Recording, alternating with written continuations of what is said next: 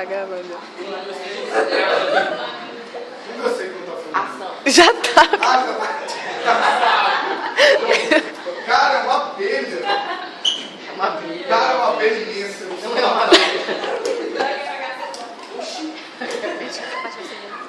Tá vendo?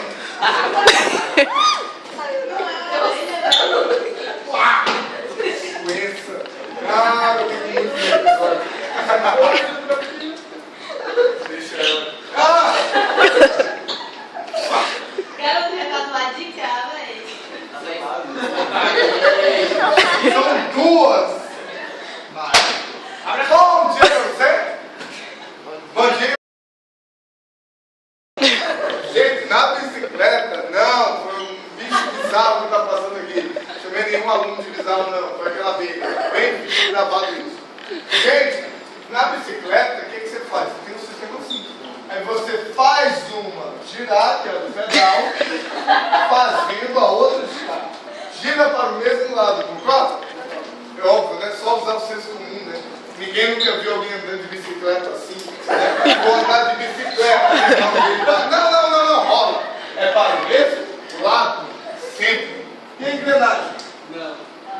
Ao contrário, né? Você faz uma girar e os dentes encaixam na outra, fazendo o outro girar para o outro lado. Os dois têm o mesmo efeito? Sim. Tem, só que a comodidade é diferente. Isso é mais útil para a bicicleta, isso é mais útil para do carro, meu irmão. Na bicicleta, que bicho bizarro.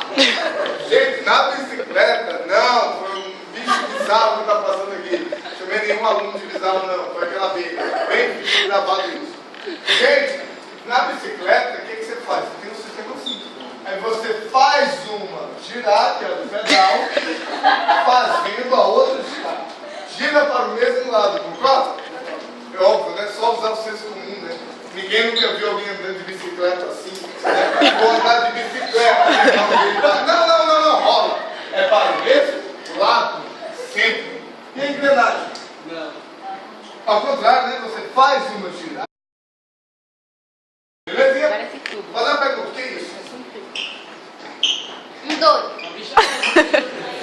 Macumba. Não, o que é isso? É o pai de santo. Aí você quer aí.